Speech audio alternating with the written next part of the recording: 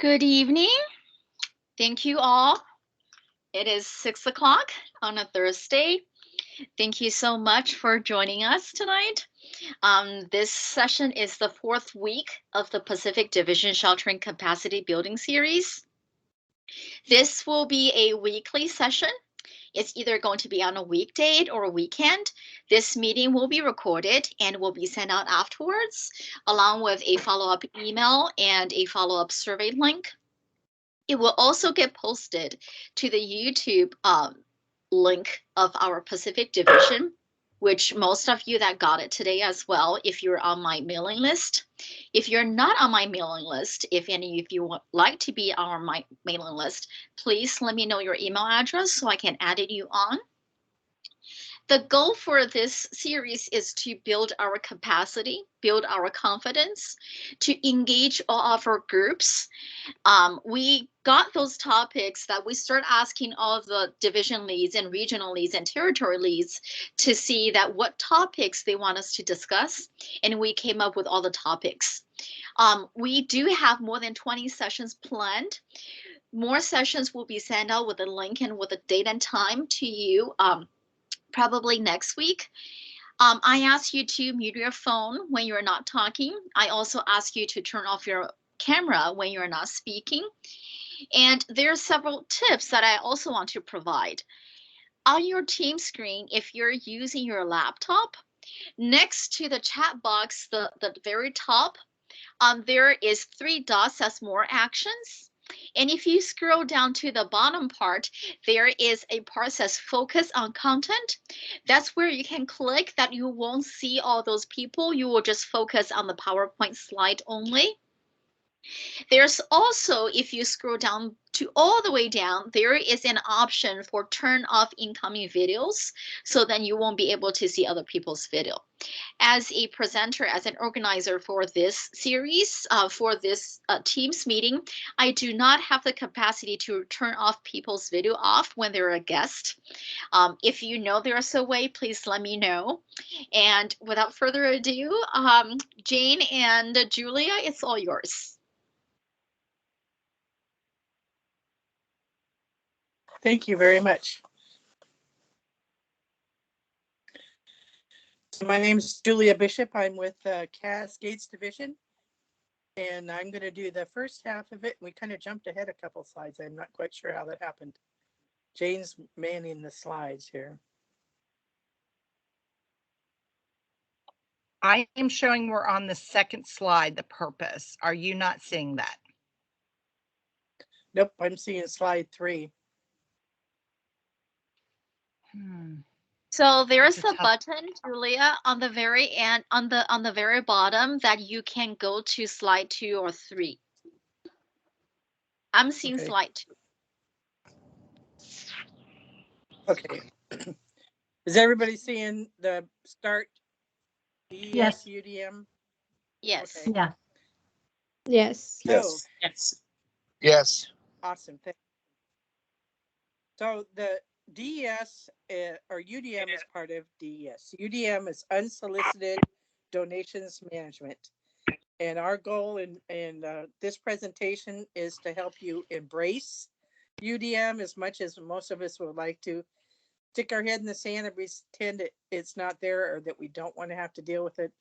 But it's something that Red Cross has chosen to do. And we want to make sure that we do it properly when we do it. So American Red Cross doesn't solicit donations are good, obviously. They just come to us by wonderful benefactors and donors that want to help support the clients that have been affected by a disaster. And without us jumping in right away and getting organized right in the very beginning, it can get rather out of control rather quickly. And we want to make sure that we are going in the right direction with those donations and that our clients get what they may need. So in a shelter situation, you can come to the point of hopefully you have a separate room that you can put donations in and keep it separate from the clients and allow either event-based volunteers or even the clients to help you sort and man the tables and then just keep your small store open in the shelter itself. So most of the way the standards and procedure says is all donations are brought to shelters only. But if you'll know, especially with their non-congruent sheltering, any place that has a Red Cross sign will end up with donations. And just recently in Kentucky, we were in non-congruent sheltering, so our headquarters was bombarded with tractor trailers, large trucks full of donations that people were bringing to us on a regular basis. Fortunately, the hotels didn't have to deal with that, and the shelter folks didn't have to deal with it. But most of the time in a non-congruent shelter, you're going to end up having to work with unsolicited donations. Has anybody got any questions about that so far? No questions in the chat. Everyone just saying hi. Thank you so much. So this is one of the pictures, and we had a very small site. It was a small liquor store that was up for sale that was donated for us to open and put our donations in. And as you can see, it quickly gets out of control. There was one small little walking space in the building to be able to walk through and sort through all these bags. So it's part, again, like I said, it's part of emergency disaster distribution emergency supplies. So when someone gets asked to respond in unsolicited donations, it Julia, you were falls. watching your computer audio since we're hearing all those chats coming in. Yeah, I don't know how to turn these things off. They're on my phone. Let me try and turn the volume off on that because it's driving me crazy.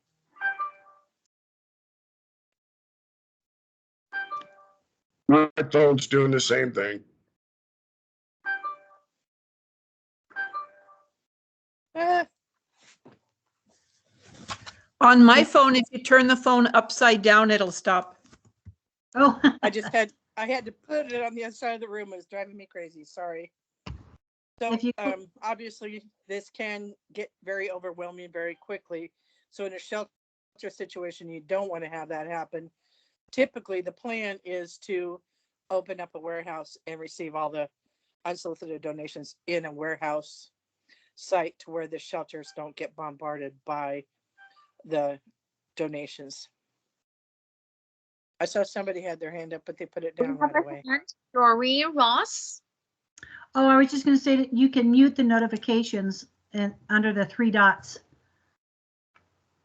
You just go scroll down near the bottom. It says mute notifications. Okay, but I'm getting my notifications on my phone, but I'm on my tablet as I'm doing the presentation, so I'm getting them to location. Gotcha. Okay, so next slide.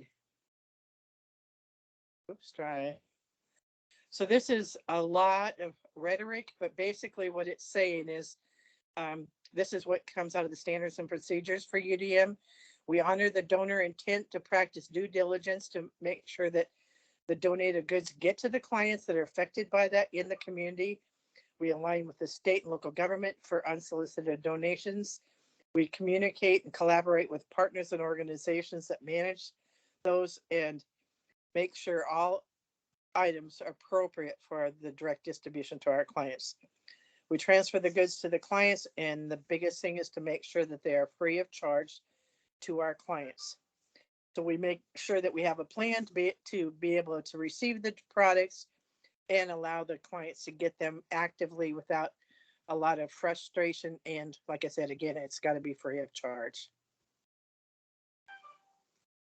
So the goals of unsolicited donations, again, is to make sure that it's free, that we've taken care of it. We've worked with the government agencies, the ERs and the CEPs and anybody else that has anything to do with it. In Kentucky, we had IDADs that thought they were helping us, but it was part of a plan that we didn't know until they told us that any of these churches and schools that had received donations and were setting up their own small little site, when they wanted to close it down, all they had to do is call us and we'd come get it and take it in. So we were picking up product from all over the whole state. So that can get a little overwhelming, trying to manage all that.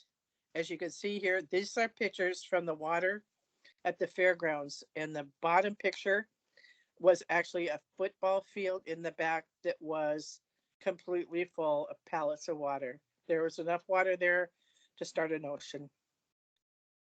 So please tell people don't ship tractor trailers full of water to a DR.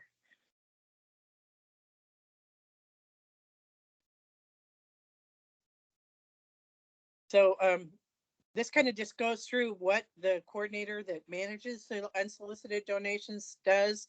They work in the headquarters with the DES manager and monitor to make sure we're following our standards and procedures, that we coordinate with the leadership and make sure that logistics and DES, mass care, everybody knows what the plan is, what we're doing, so that when the community partners are out there talking to people or external relations, they know what our plan is and what we've got going on, because they're all out there talking to everybody to make sure they know where to drop off donations.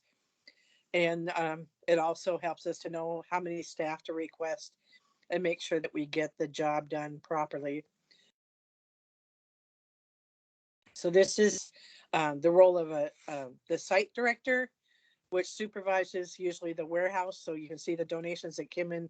As fast as you get them in, you got to go through, sort them out, make sure that it's neat and clean, it's safe for people to walk through there, and then get the product out to the clients or out to the storefront. This is the backside of the storefront that we had at the fairgrounds in Kentucky. Oh, that just duplicated. I'm going to go to the next slide. So here's our team out in the back sorting into Gaylord boxes, which are those giant watermelon boxes, sorting the product. So someone had made arrangements for us to pre-sort all of the clothing into categories, and then we shipped them to the Goodwill 3.5 hours away.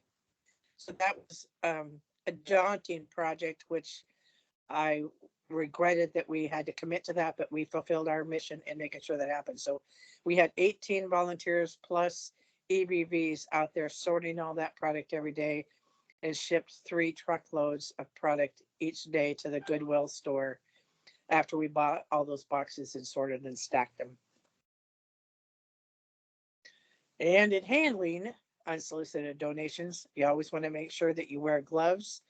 And as you're using those and handling them, when you take those garbage bags, my suggestion is always to dump the bag out and then sort through it. Don't stick your hands into a bag that you don't know what you're sticking your hands into.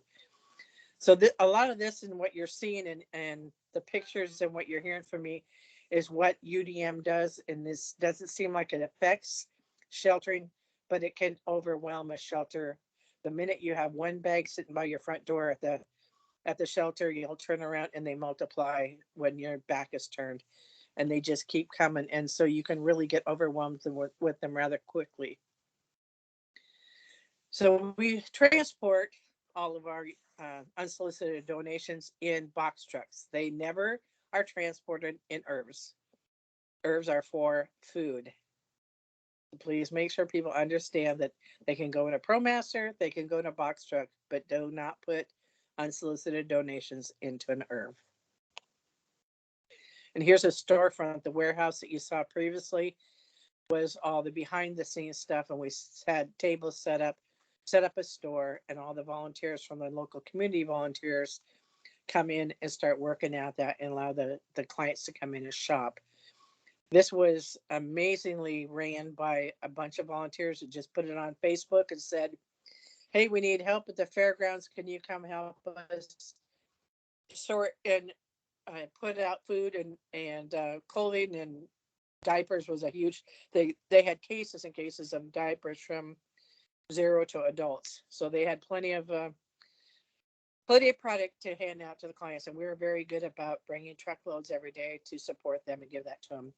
The object of UDM is to get it set up in a warehouse, receive the product, and then transfer the goods over to the community and the community partners that would take it over, whether it's local churches or United Way or some group that's willing to take it on.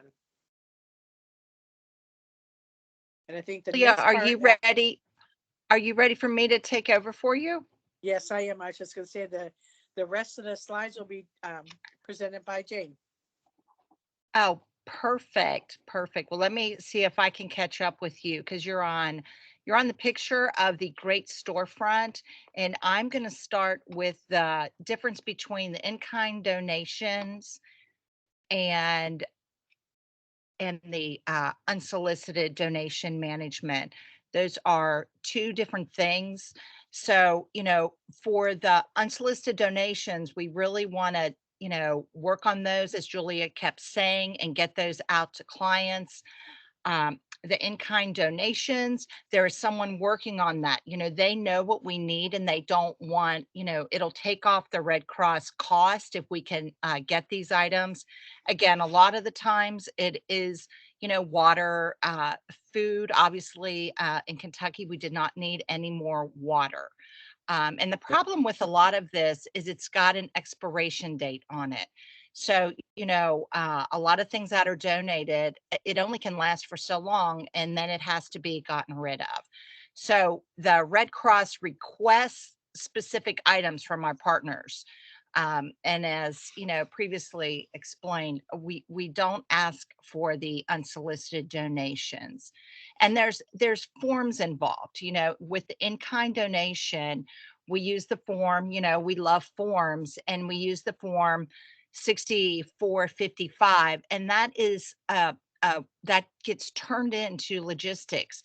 So that talks about the cost of what it is that was donated, so that then at the end of the DR, a letter can be sent so that the company that donated it can, follow, they can follow through and, take that as a write-off for their company. The picture next to it is the lovely donor receipt that we give out at the shelter to thank people for bringing their item. We don't fill it out in any way. We just give them the piece of paper and let them fill it out and decide on, just like, the Goodwill would do it when, when you're dropping off. And part of it is, make sure you understand what it is you're deployed for. We say, hey, we're deployed for DES. DES falls in a lot of different things, and the unsolicited donation management falls under it. So you could be sorting donations and driving box trucks around, distributing donations. So you need to understand, what it is, what role it is that you're playing when you're deployed through DES, whether it's UDM or anything like that. And as it says at the bottom, it's about the client. We're just trying to make sure the client's needs are taken care of. So that's where we're really working on this. So I know it's not always the fun work, but that's what we get to. We Yeah. talk about. Jane, before you Yes. proceed, we do have a question in the chat. The question Yes, is, ma'am. when are the arrangements made with community groups to take our excess, or how is this done? So a lot of it happens with external partners or, other parts that, because we're down on the ground. And these can happen, these partnerships can happen during blue sky. We can be working on these Preferably. partnership.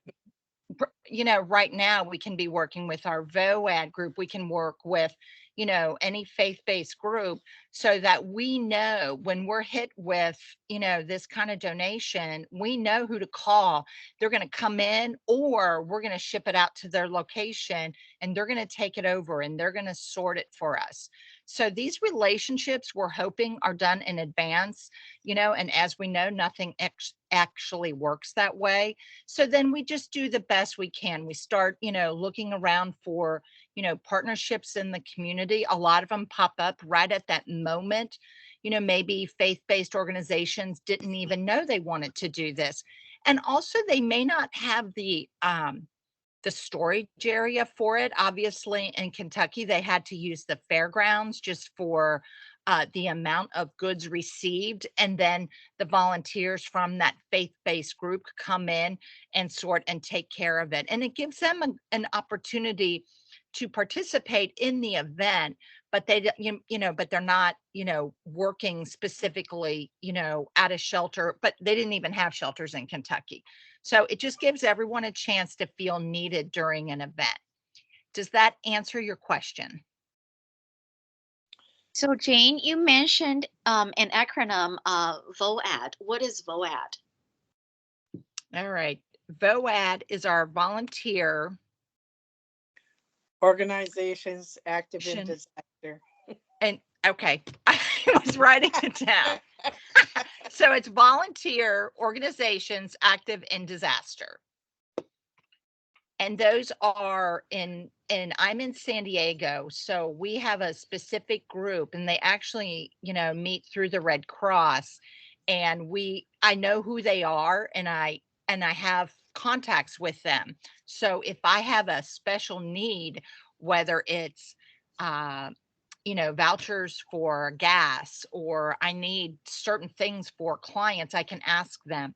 And I can also ask them, do they know where we can drop off, all of these donated items to be sorted?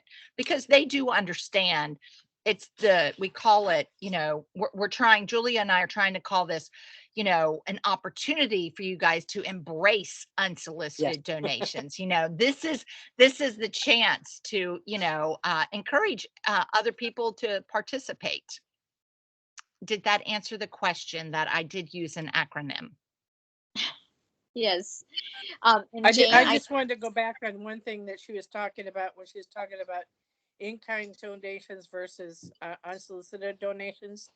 Free is not free. When you get in-kind donations, that goes against your budget. The dollar value that is written on that $64.55 goes against your budget. So if you're doing feeding and you get a bunch of food donations that come in that way, that goes against your feeding budget. Same thing with any other group that goes against your budget. So free is not always free.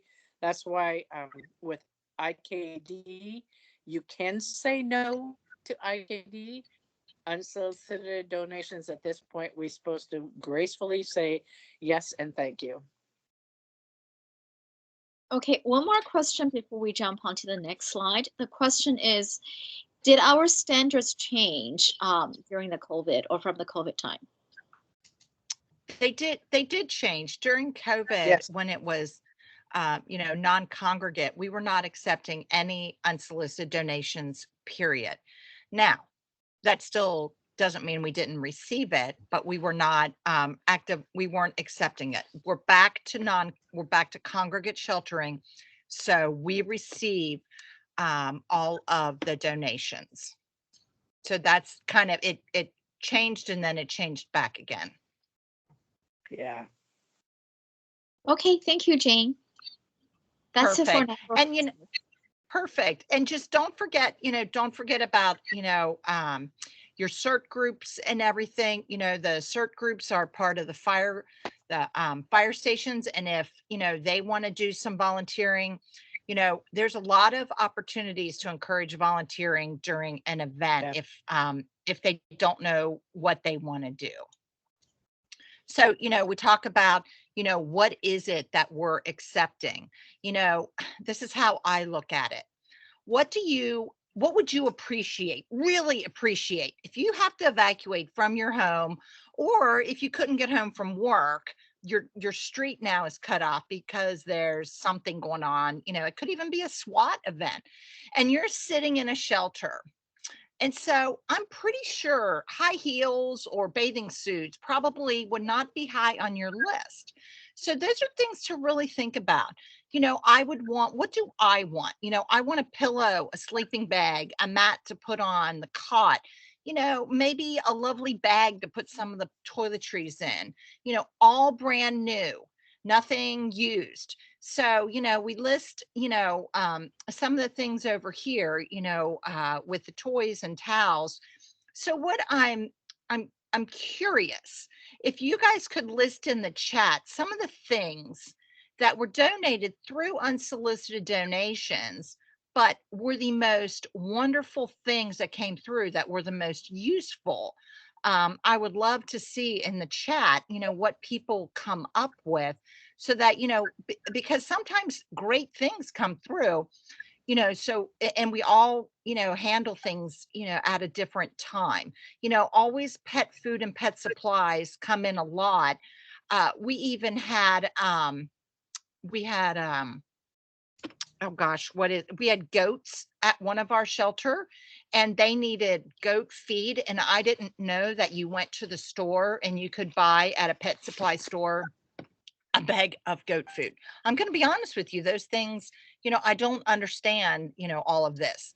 So, do we have any cool ideas in the chat, Eway?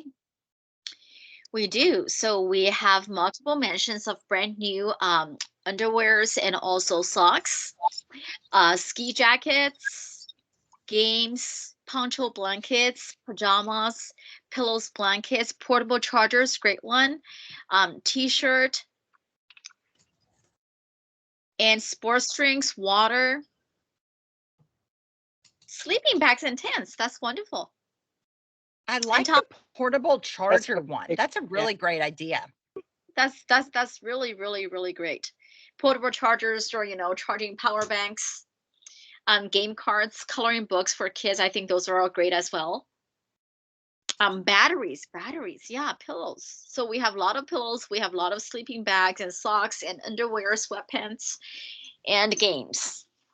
Well, that's perfect. So, what we're just trying, my only point here is, I don't know what people need. I'm not going to give actually anyone anything, but if you have to give something, think about what would make you the happiest. That's how I look at it. So, and then of course, then we have to accept these donations, and you're going to be kind. And if it's a home cooked meal, that we cannot accept, those donations, but we can just say thank you, and we can bring it into the kitchen and throw it away. Everything has to be made in a commercial kitchen. And this is from the health department. So this isn't just a Red Cross policy. So you can ask your lead, are there local organizations that will accept the homemade goods? I don't know if there's any organizations that will take it. And then, if the item is individually wrapped, then we can offer it to clients or include it in our inventory, to say that we have all this. And then think about this. It's hot outside and someone comes by, some little cute little girl comes by with a cooler of Dove bars. How are you going to handle this? Like, does any, they're all individually wrapped and they're yummy.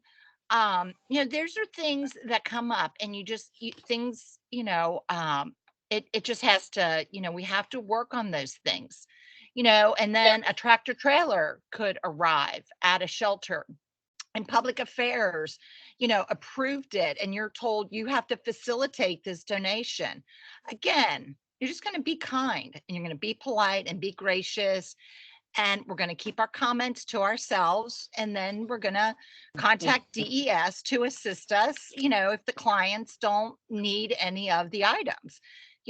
Maybe the clients at another shelter aren't getting any donations and need some of the items. So, we never know what it is that, we might be sharing with other even organizations. And then, then we really, just as Julia said before, we have to handle it immediately. Exactly like she said, don't leave that bag by the front door. Make sure that, you take care of it and you put it someplace. You can, once you set that store up, if the space allows, people from the community can come in and get supplies, because not everyone is staying at the shelter. They're staying with friends or something and they may need stuff. So, they can come in and shop at your store at the hours posted. And I always say, don't comment if you think they're taking more than their share, because you're going to get more stuff. So, and you never know, maybe they have a very large family at home that couldn't come and do the shopping.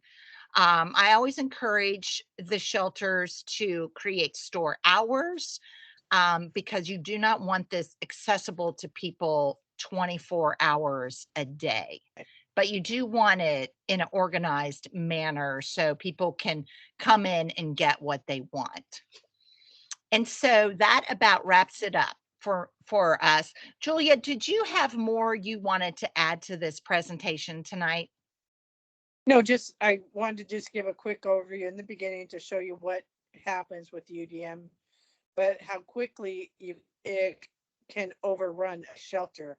When you're working in a shelter, how fast the product can come in and overwhelm you. So the minute that starts to happen, you've got to let headquarters know, and the DES or UDM manager saying, please help me get a box truck over here and start moving this stuff away. You may not always have the opportunity to have a separate room to put your product in and let your client shop there at the shelter. It may all have to go away from the shelter and go to another site completely. It just depends, but make sure you're communicating with headquarters and letting them know what the situation is.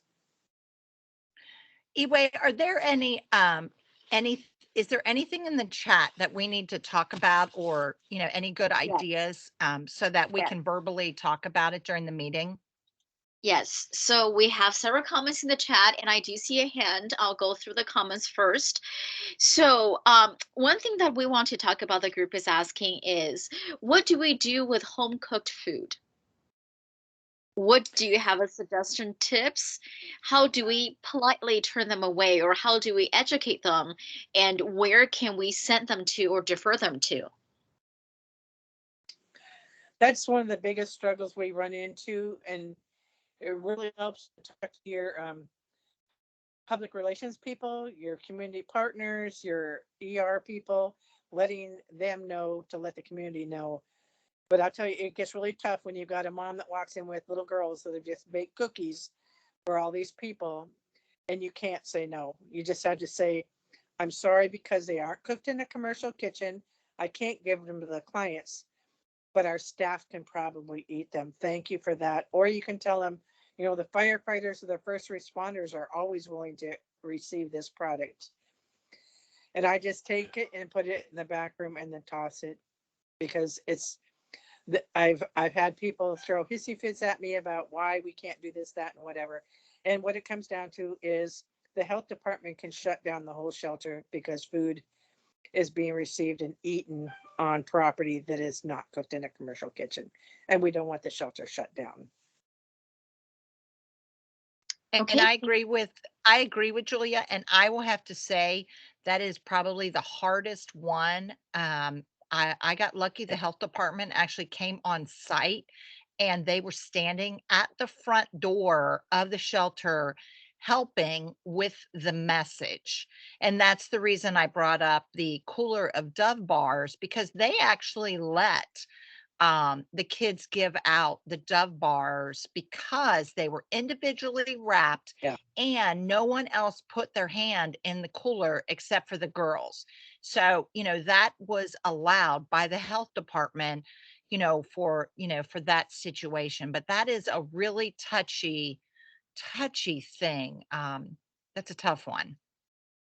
I've had groups like in North Carolina, we had sorority group show up at the shelter and decide they were going to have a big barbecue for everybody in the shelter without asking if we wanted the food or not.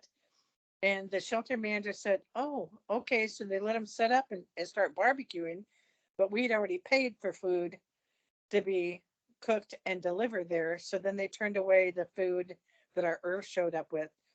So that's why it's really important to make sure we get the message out to our community partners and the agency. If you want to do something to help the people, have an ice cream social, drop off ice cream that we can give to them later, a movie and popcorn night. They can, bring a bunch of popcorn and provide a movie for our clients. But please just don't bring cooked food or come on site and want to barbecue without talking to us first, because we have already prepaid for the meals and set up with a vendor to be able to feed the people at the shelter. So it just takes help and understanding to get the community to know, yes, we know you want to help, but please ask us first on what the needs are.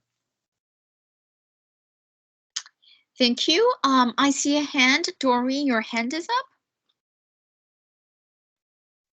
Yes, this reason I tuned into this because I wanted to hear what everybody had to say, because we've had a lot of issues with the unsolicited donations. The last shelter I ran here in Santa Barbara County for the brief flow, we had truckloads and truckloads and truckloads of stuff that the Goodwill stopped taking it.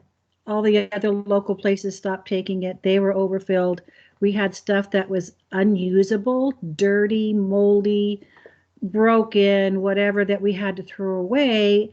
And when one of our volunteers saw stuff being thrown away, they posted it on Facebook.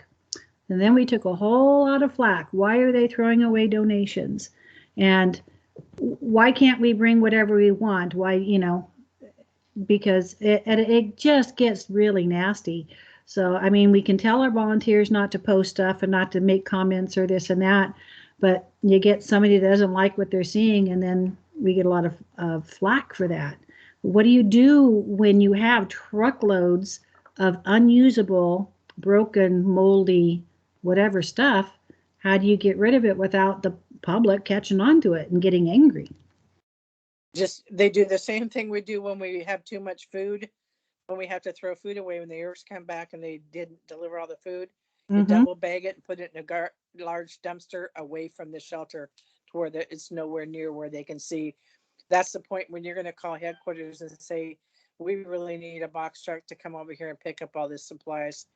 When it gets that big and that many donations, it's really best. That's why it's best to have a warehouse that all the product goes to, where the clients don't see that.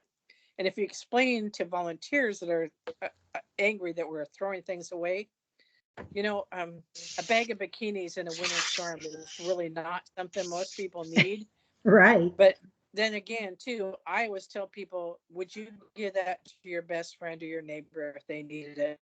Because they've lost everything doesn't mean they want your old paint clothes, or, of course, now jeans with holes in them are okay.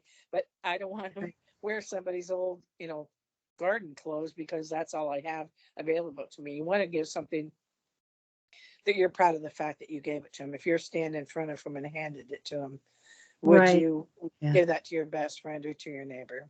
Yeah, well, we didn't dump anything publicly. It was like taken actually to the dump, but volunteers saw it and the volunteers didn't like what was happening, so they posted. So how long has this, what is it called, UDM, been around? It wasn't around when we had our last shelter because I had to give up shelter workers to do that, and that was very difficult.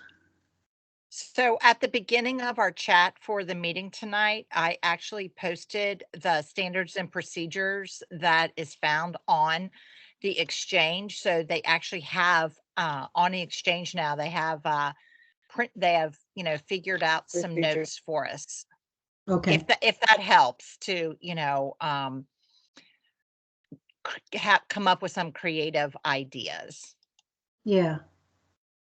And hopefully, when it gets like to the point I was at in Kentucky, where you have 23 box trucks in a parking lot full of product, that overwhelms you, there's no way a shelter could have handled all that. So you're hoping that all that's going to go to a warehouse and go to the DSUDM manager to maintain it for you. Because in the shelter itself, you want a nice small room of just basic, simple items, socks, underwear, clean, fresh, new things, toothbrushes, extra stuff like that, pillows and blankets. If you've got the room and you've got a separate room that you can, shut it down and not have it open all the time, or even have a place to store that, you don't always have that option in a shelter. So it's always best, if you're going to get a lot of donations, in the policies and procedures, it does say that you really do need a warehouse to bring the product to and sort it and distribute it. And I love what Julia says. And part of it is, I tell everyone I'm fiscally conservative. So the cost involved first and people, donating the items, there's a cost, and then us accepting them, sorting them, and trying to get them out.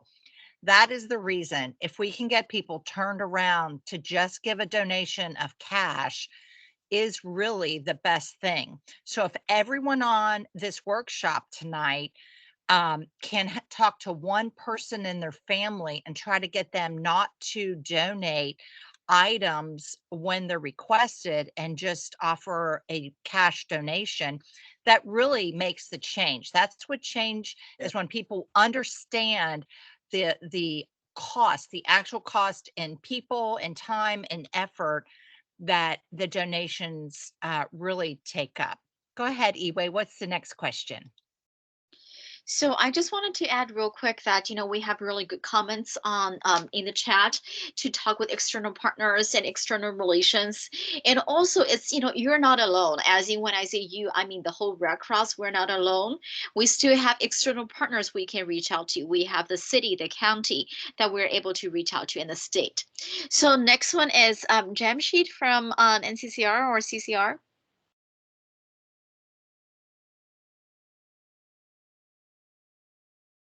A couple of things about what is the UDM and what's in-kind donation. That really depends on what is in your service delivery plan. So whatever that is service delivery plan says those are the items that we're going to provide, that makes it an in-kind donation. Anything that it is not in that service delivery plan is something that is unsolicited donation. So working between the two, the in-kind donation manager and the UDM manager are the ones who make those decisions and decide how we're going to, allocate those. The other thing I wanted to point out is with homemade food, California just passed a law that you can have home kitchens, which are qualified as places that they can actually make food and sell. And that's something that you have to ask, but nothing ever stops you from telling the client or the person who's bringing the food in is that, cookies are really a good thing to think about. Is you tell them, you can't actually stand at the, away from our shelter and hand out your cookies to people. As long as we're not the ones who are distributing it, it doesn't stop anybody else from distributing whatever that they want to distribute to people. So that way you don't have to say no. But the worst thing, as everybody has, pointed out, is you don't want to accept something and throw it in trash.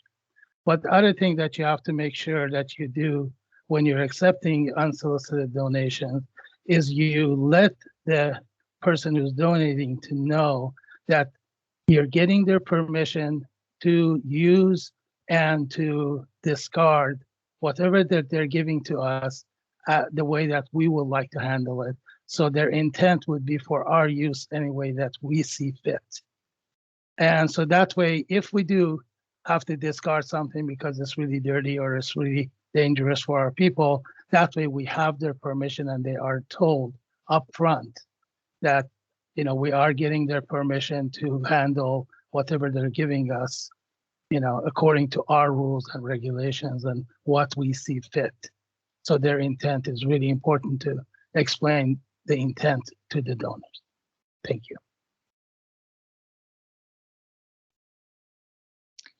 Thank you. We do have several comments in the chat as well that Chuck mentioned, that always include public affairs, our external relation teams, when working with unsolicited donation management. Peer is one of the biggest part. I think my personal experience was that we had a shelter open and we were serving food, but rumor got out saying that the clients didn't have enough food, and social media, the power of social media, then you have tons of food and homemade food, everything that flooded in. So we actually have to, the first thing that we did is, of course, to have the job director to know the situation, alert the public affairs team, the external relations team, the city, so that we can all control what's going on, to stop the rumors, to appreciate the people that are bringing donations or bringing water and everything, and to tell them and to show them, say, hey, you know what, they've been fed and they do have enough things. So it's the communication. It's, communication, communication, communication, and coordinated with everyone else so that you can do the job. Michael, you're next with questions. Yeah, you're talking about. I was listening to somebody talking about a shelter they had open, and she had to pull workers away to deal with this unsolicited donations. Now that you're unsolicited donation management, UDM is now an actual entity. Are shelter managers still going to have to give up shelter workers to work this, or is DES going to be handling this full bore from now on? It falls back on the shelter manager, I'm afraid. But that's when you had the space to do it, and then you're going to have to request the staff to make it happen. But that's when I was put in for EBVs, or have your clients help you. Your clients are there with nothing to do, and ask them if they would like to donate some time to come in and help you sort and lay out products on the table for people to shop. There's usually plenty of EBVs to do that and allow that to happen. DES is basically there to be the heavy lifters. They bring the boxes or move the boxes and drive the trucks to make it all happen. But if your shelter has a site to be able to do it, then yes, it is your responsibility to staff it and maintain it. That's why it's best to open it from 1 to 4 every day, or whatever many hours. Don't have it open all the time, and make sure that you've got the proper staff to do it. And that's why you need to let headquarters know when you're in trouble that it's overwhelming you, so we know how to help you and support you in that situation.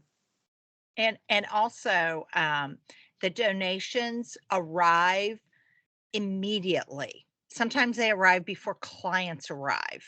And the DES, logistics, and all the warehouses, that can take a week to get all that set up. So the initial surge of the donations is happening at the shelter. That's why we're talking about this tonight. We need to get a handle on it immediately at the shelter so we can start working on it and not just put it off waiting for DES to get stood up, because it could take a while. Yep. So we Thank have lots you. of comments. I was Go going to ahead. say thank you. That's pretty informative. I appreciate that. So we do have lots of comments in the chat. Mainly it's, communication again. You want to get ahead of the game. You want to get a head start. When you do have, it's expected when you have a large fire, wildfires or earthquake or anything flood, that you will expect UDMs to come in. So it's the requesting staff. It's a good point that, does it fall under the shelter? I would say yes and no. It does fall on the shelter team for initially to manage, but it also falls under the headquarter that, you see there's a need, then you would immediately start requesting for people. And like, Julia and Jane said, that we can use our clients. Clients are our best resources. We can use our clients. We can use the facility side, their securities, because security is also important. You don't want everything just flying everywhere. So, there are a lot of people that we're able to use, that we're able to request, especially now we do have a specialty track for unsolicited donation management worker that is falls under DES, distribution of emergency supplies, that people can actually get a specialty track and to be assigned that we can request workers. But of course, one thing to keep in mind that requesting takes time, resources takes time, whether it's a facility or a logistical issue that you need to work out, it takes time. And we do have several comments in the chat that says facilities, we should plan ahead of time to see which locations or which site we can use to store for the UDMs. Yeah. I see Anna, your hand is up. Yeah, I have a question for Julia and Jane. Would you suggest posting some signs on the exterior of the shelter at the beginning to reduce that initial onslaught of stuff, directing the person to take the materials to like a Goodwill with a location or some other way to keep it down? Not unless you've made pre-arrangements. First off, the Goodwill charges our clients for the product.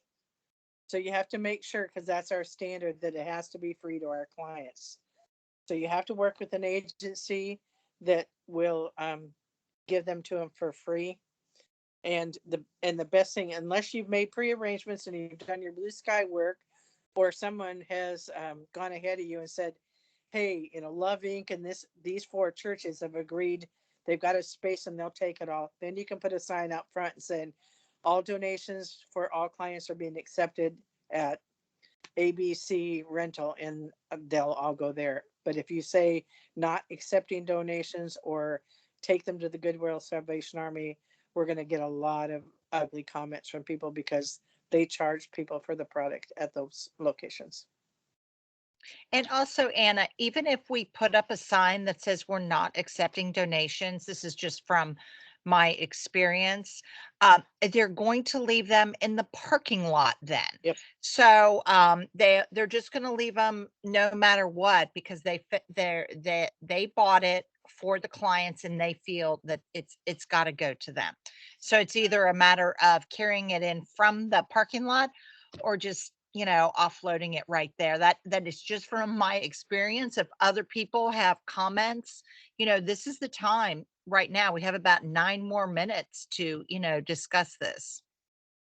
Yeah, well, we see in the chat, and I know that in one instance, we were able to direct the donations to another location. And then in talks in our chapter in Marin, we've had conversations with the Salvation Army, and they would give vouchers to people affected by a disaster. So as it was mentioned, it could be a really good blue sky thing to do in your local area. Yeah, as long as the people that are donating know that that's where it's going to go, and that the client will get a voucher, so they don't have to purchase the product. That's the biggest hurdle we have, to make sure that they understand that it's going to the right location. Yeah, they don't want to give it to an agency that's going to turn around and make money on it. Right. And the voucher actually applies to anything that client needs in the local store. So it just gets put in with all the other materials. Okay, so we do have a question in the chat. Says, do we still donate blankets to humane societies or humane shelters? Yes, we do. So in San Diego, that's a big flat no. They have lost their ability to wash. They lost their washer and dryer. So it depends. I'm sure there's animal places, not specific to the Humane Society, because we have a lot of animal rescue places in San Diego that would take them. But the Humane Society, just so you know, in San Diego said no, they can't, because they don't have a washer and dryer. I'm just letting you know that's the only thing we can do. A lot of the places will take them as rodeo grounds or horse barns, because they use them to cover the horses with. So there are locations you can take them to. It's just you have to let them know that you have 10 large garbage bags of blankets and not just one bag. So they need to know what they're getting into when you're telling them that you have all this product for them. Right. So again, it comes down to communication and the expectation. Right. Yes. So we wanted to make sure that, this is a division series. So we're all in different regions, different cities, different counties. And with COVID and pandemic, a lot of things has changed, or they are just not aligned together. So then we wanted to make sure that before you do anything, reach out to the local counties, local district, just to see what their current policy is. They might not know at the moment, but then they can always, pass along the chain of command and to find out, what it is.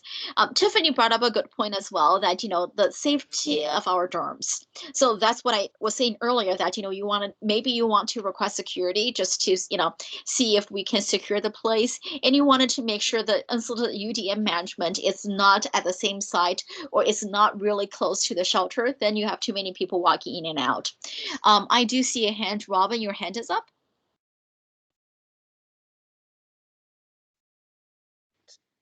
There we go. Yes, I'm sorry, Nick came in late. This meeting conflicted with another. Get rid of all those blankets, like when we have a smaller shelter, my local vet has a sign up in his window, we need blankets. So another link is to go to your local vet and say, hi, what is the possibility of doing these blankets? And it's a good way to get rid of blankets, and they use them in their camp sleep on. Again, that comes back to the blue skies work. We need to do a lot more blue skies work than we normally do, to know what we have available in each of our counties and each of our districts, to know who will do what and who we can partner with. And sometimes you'll be surprised on some of the partners that you'll pick up during those time periods. I mean, I've donated multiple blankets to the Humane Society, and now if we have a DAT call and a fire and an animal has been lost, they come pick up that animal for them. They'll cremate the animal, put them in a box, put the animal's name on the box, and give it back to the client for them free of charge. Okay, we will take one more question, then we will conclude the session. So the question is, can the donors get a receipt from the Red Cross for the donations? Yes, they can. That form was in the list that we showed you, and you can get it on the exchange. I also saw a comment about, for at the end of an event and everything's done and we have piles of donations, there's an organization called Green Drop. They can come in and if we get the right communications going, they literally come in and take everything. We get paid nothing for it. I don't believe we get any money for it. They come in and take everything. And I believe, someone can correct me, that they take it and they shred it and they create other items from all of the donations. But that's, like, from what I understand, it's the last ditch effort. Unless anyone else has any comments, it's called Green Drop.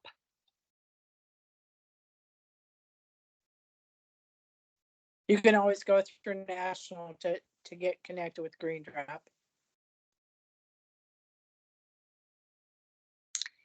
Thank you.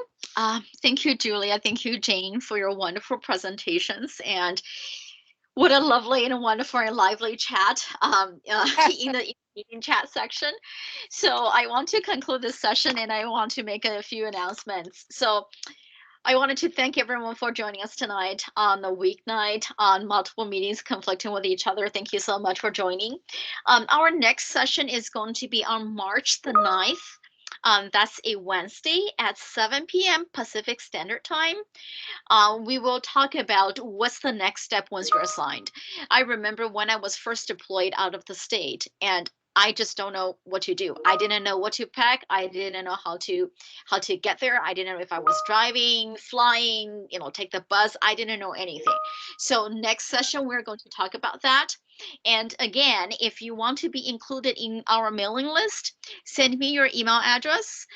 If you're in this session with a Red Cross email address, you will be automatically added. I also do want to remind you that the group has more than 200 people in it. It currently has 205 people on it. I do encourage discussion and communications and engagement. I highly recommend that you either reach to each other offline, in person, or put in this chat. Just be mindful when you send a group email to the Pacific Division Sheltering Group, you're sending out to more than 200 people. And again, this session is recorded. It will be published to YouTube and also a session. And I do encourage you to do the follow-up survey. It tells us that what additional courses that you'd like to see and what we can do better on. So thank you so much. Thank you, Julia. Thank you, Jane. And thank you, Chuck, for joining us tonight as well as the Mass Care Chief and the Mass Care lead for the whole division. Thank you so much. Have a great night. I will see you next time. And if anyone has any questions and wants to stay on